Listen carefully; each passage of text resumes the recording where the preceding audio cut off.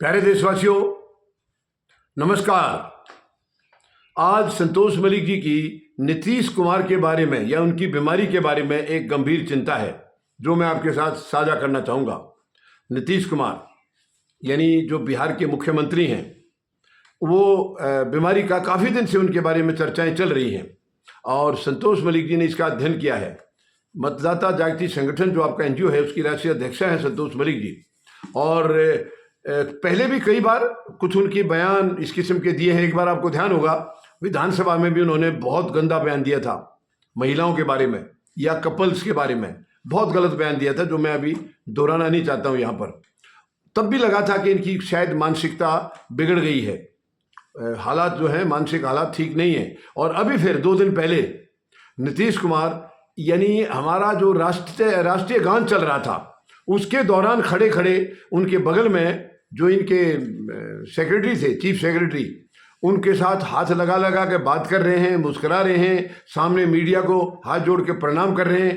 राष्ट्रगान के दौरान, यानी राष्ट्रगान के दौरान किसी राज्य का मुख्यमंत्री ऐसी हरकत कर रहा है। पूरी दुनिया बिल्कुल आराम से अटेंशन पोजीशन में खड़ी है, राष्ट्रगान गा रहे हैं सब।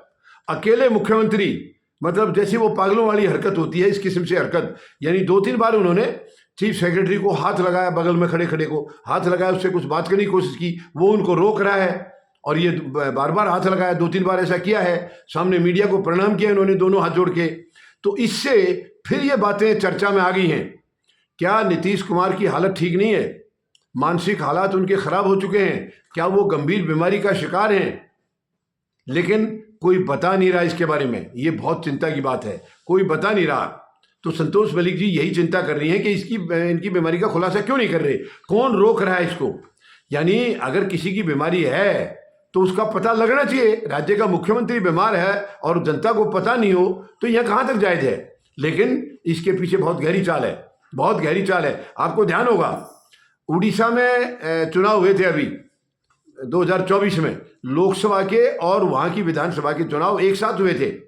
उस टाइम में प्रधानमंत्री महोदय ने नवीन पटनायक के खिलाफ क्या क्या बयान दिए थे, उन्होंने, आपको ध्यान होगा। यानी नवीन पटनायक एक रैली को संबोधित कर रहे थे और उनका हाथ कांप रहा था। उनका बायां हाथ जो था, जो उन्होंने उस पर डेस्क पर जो रखा हुआ था, जो स्टैंड था, स्टैंड पर रखा हुआ था और वो कांप रहा था। उनके बगल में, हालांकि उनके जो साथ रहते हैं हमेशा, जिनके बारे में चर्चाएं भी शुरू हो गई थी कि शायद अगला मुख्यमंत्री वही बनेंगे, उन्होंने 2 बार उनके हाथ को हटाया भी और वो एक बार तो हटा करके वापस फिर वहीं चला गया और वो कांपता हुआ पूरा अच्छी तरह से दिखाई दे रहा था। इस बात को लेकर प्रधानमंत्री महोदय को तो एक मजबूत टूल मिल गया, जबकि नवीन पटनायक ने इनका हर जगह साथ दिया था। पूरी तरह से वो एनडीए के साथ थे, इनके प्रधानमंत्री महोदय के साथ थे। मगर इनको ऐसी लिहाज शर्म ये रखती नहीं है, ये पार्टी, इनमें ऐसी रिवाज नहीं है। तो उनको एक्सपोज किया था कि प्रधानमंत्री महोदय ने ये खुल करके ये कहा था कि क्या नवीन कुमार जी का, नवीन बाबू का हालात ठीक नहीं चल रहा है, नवीन बाबू का मानसिक संतुलन बिगड़ गया है, क्या कुछ लोग इनके साथ साजिश कर रहे हैं। और उनका इशारा उसी आदमी की तरफ था जिसको ये सुन रहे थे कि वो मुख्यमंत्री बनेंगे। उनका नाम ले लेकर के खूब कहा है, क्या कोई इनकी साजिश कर रहा है इनके साथ। ये बहुत चिंता की बात है, मुझे नवीन बाबू की सेहत की फिक्र है, ये प्रधानमंत्री महोदय ने कहा था। बड़ी हिम्मत दिखाई थी। हालांकि नवीन पटनायक ने इसके जवाब में स्टेज से ही, वापस रैली से ही, वहां से ये बोला भी था कि ये प्रधानमंत्री का कहना बहुत गलत है, झूठ बोल रहे हैं वो, और अगर उनको मेरे से हमदर्दी थी तो वो मेरे से मिलने क्यों नहीं आए। अगर मैं उनका दोस्त हूं या वो मुझे अपना दोस्त मानते हैं तो, और मेरी बीमारी का उनको पता लगा तो मेरा हालचाल पूछने के लिए मेरे पास आए क्यों नहीं, ऐसा कहा उन्होंने। लेकिन अब मैं सवाल करता हूं, यानी संतोष मलिक जी यही पूछ रही हैं, क्या प्रधानमंत्री महोदय नीतीश कुमार की बीमारी का खुलासा करेंगे? क्या इसी तरीके से जनता के सामने उनको एक्सपोज करेंगे? नहीं करेंगे, ये बहुत बड़ा सवाल है। वो नहीं करेंगे क्योंकि अगर प्रधानमंत्री महोदय ने यह घोषणा कर दी कि नीतीश कुमार का मानसिक संतुलन बिगड़ा हुआ है या वो बीमार हैं, तो लेने के देने उन्हीं को पड़ेंगे।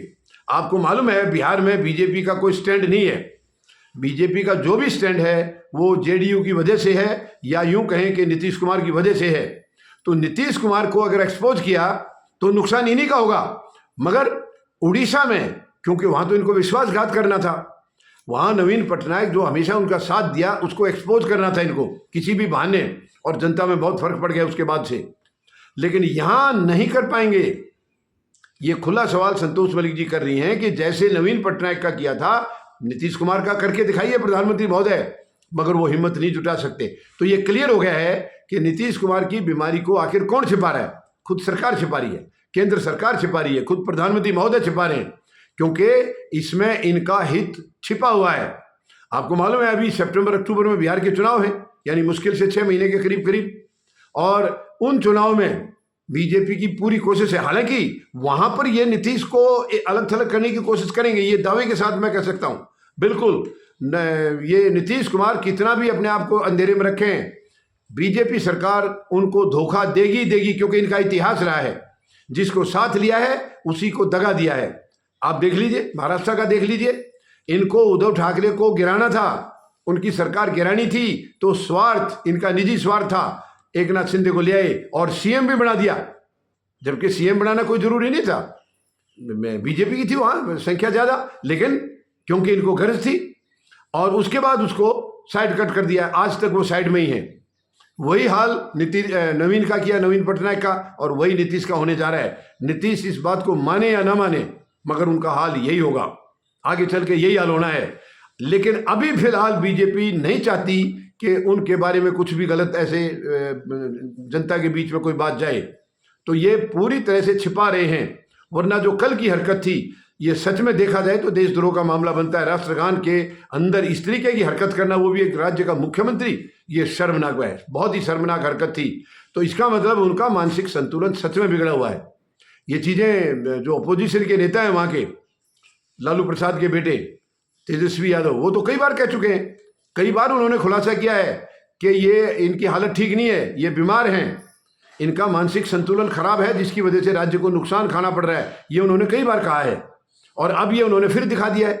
यानी पूरी स्टेज के ऊपर, पूरी दुनिया के बीच में राष्ट्रगान चल रहा है, और ये हरकत करें, अकेले हरकत करते हुए दिखाई दे रहे हैं, और जबकि चीफ सेक्रेटरी सुन नहीं रहे इनकी, वो इनका हाथ झटक रहे हैं।